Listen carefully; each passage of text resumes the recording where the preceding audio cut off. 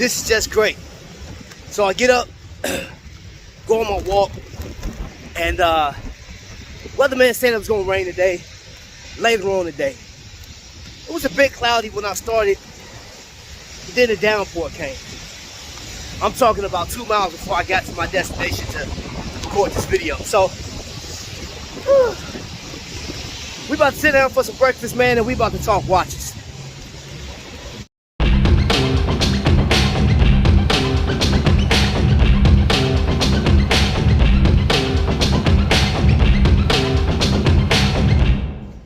What's going on, YouTube? What's going on, watch family? All right, today, didn't expect to get rained on, but stuff happens. So I figured, you know, this really wasn't part of the plans. I was actually going to go to this pavilion and enjoy it because I saw the weather was it's actually pretty warm outside, considering what month we're in. But I said, well, I need shelter, so came up in this spot. Now, today, man, we're going to talk watches, right? Talk watches. And if you saw the thumbnail, today is going to be a little different, man. I have a few examples in my bag over here, my backpack, but my man Godfather has a saying, if a watch don't slap me in the face, it's just not worth it, right? So I'm into trends. You guys know for the most part that I've collected Invicta watches since 2014, right? Hold up, I prepared my food.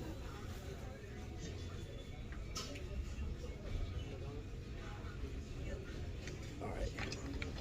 So back to Godfather. He came up with this term: if the watch does not slap me in the face, I'm not gonna get it. So Invicta has the ability to grab attention. Now, what does that mean for me and you? We get to look at watches in the wild. You may, I guarantee you,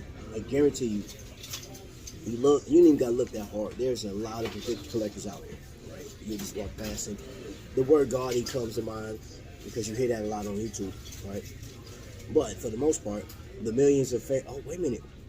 A couple of days ago, I was talking to my man Vic, and I missed the episode or the showing of how many Invicta watches are being sold. Like 14 to 15 million watches are being sold from Invicta. That's like McDonald's numbers. Excuse me. Yeah, I'm interrupting your current program. I am currently downtown. The wind is whipping, I don't know, it's about 40 miles per hour winds, and it's pushing through these buildings. And I'm trying to make it to this place right here. There, hold on, where? I'm trying to make it there. Once I get there, we're gonna continue this conversation about watches. Can y'all feel that wind? Or can y'all hear the wind? I mean, it's so pushing, y'all. Jeez. Alright, yeah, so man, I got out that weather, man. So this morning I was sitting down for breakfast and I was talking about watches that pretty much just slapped you in the face. And what I mean by that is watches that you so desire. Oh, hold up, man, I'm distracted, man. I'm in Cage Jewelers, man. So see what they talking about up in here, what they talking about. I'm just taking a little healthy detour, you feel me? So I want to look at a couple of watches, you know what I'm saying? Like that precision is right there, that thing right there.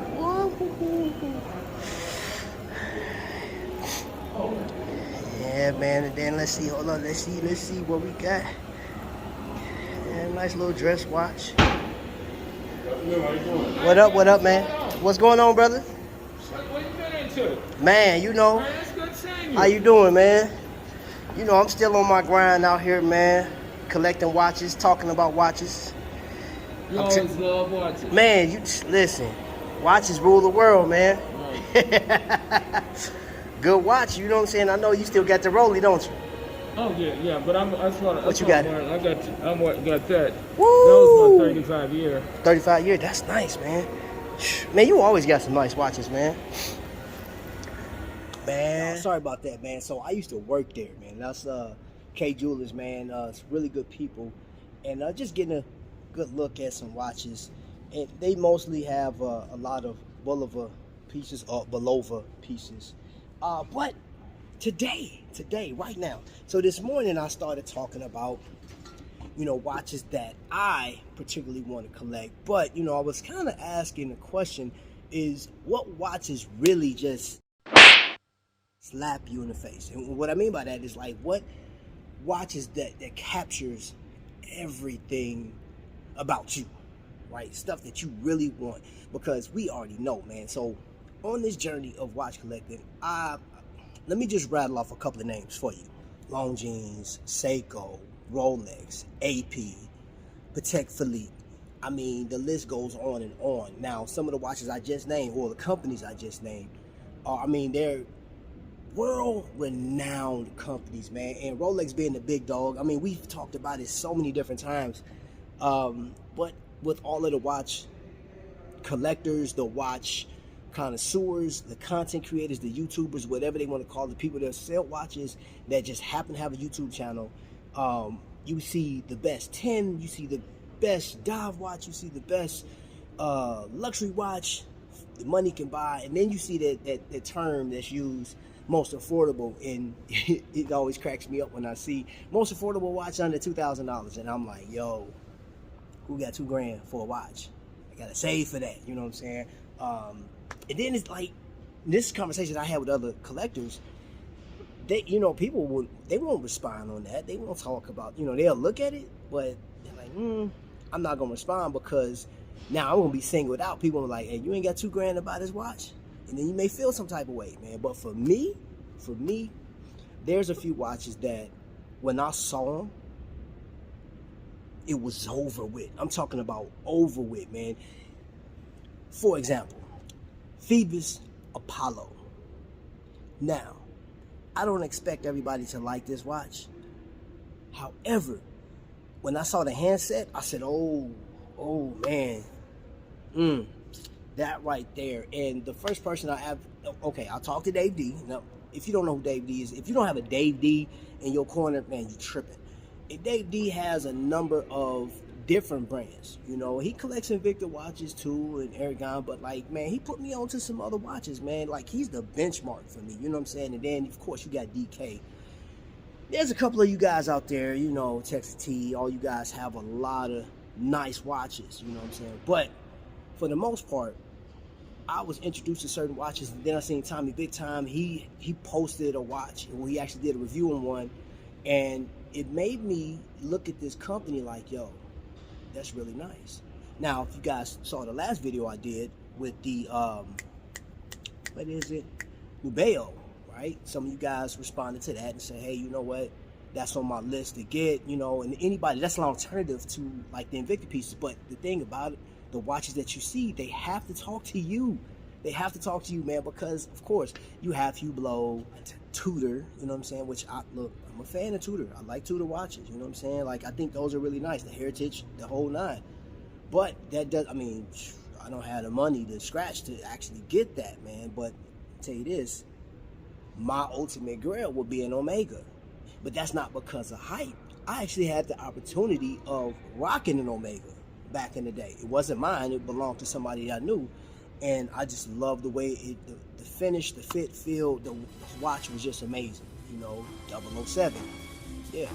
So that would be like the ultimate watch for me to get. That's that watch that I get and I say, hey, I'm done. I won't buy. That's it. I quit. But there's other watches that just really just grabs me in a way that other watches don't. Like the company Aragon. Y'all sleeping on Aragon, man. Like, real talk, I don't understand how more YouTubers and content creators aren't talking about this watch. For the money, for the price, this watch, maybe because of the size. Some of you guys is like, I hear, hey, in order for you to wear a 46 millimeter or 44, 45, or even a 48 millimeter, you have to be a man's man. No, you don't. You just have to be somebody that like that style. But you guys aren't giving no alternative. So those you guys that like the big watches, try Aragon. But try this watch on for size. This one right here may not do it for you.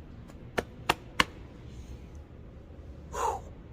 that watch did it for me. Oh, and I gotta get it. Gotta get it. Now, I have this brand in my collection now, and I will say, I did not learn this information from any YouTuber, and it wasn't until I actually, started digging. Dave D gave me this information, and I already knew what glycine was, but I really never looked that way. But again, I hate to throw his name out there again, man, but Dave D kind of was like, hey bro, you may want to check this out. And since I bought this piece right here, I have to get another one. I definitely want to get another one, and this is the one that I want to get next. And this is the honorable mention, you know what I'm saying? But like, I definitely want to add this to my collection because I like the way the watch looks. I love the heritage of the watch, and I don't shy away because Invicta is the parent group. Maybe that's why, some other brands, or let me take that back, some content creators don't mention it. They're like, well, Invicta is controlling that. And I saw somebody do a review that's like, since Invicta has control over this, over glycine, they've made some changes. Well, you don't see the loud and elaborate styles. You may have seen a font change or two, but there's a lot of watch companies that evolves with time. Another watch that I didn't want, I have to add it to my group. I have to add it because it really gets me. It really gets me. I didn't want to get it because it is one of the most talked about watches on there, and it's like, if you have to get this watch through Hamilton, you have to get the Hamilton Khaki. But this one right here is the one that really just caught my attention. I said, yeah, that's going to be in my collection at one point in time. Most definitely going to be in my collection. So that's on my list. But family, there's two watches that I saw that really knocked my socks off. Really knocked my socks off. And the first one, by the same company, this first one right here, I was working at Hertz. This guy walks in, he was looking for Hertz rental. I was in car sales, and he walked in with that watch, and it was so breathtaking to me because I love dive style watches, man. I said, yo, Get ready to slumber, let brother go home.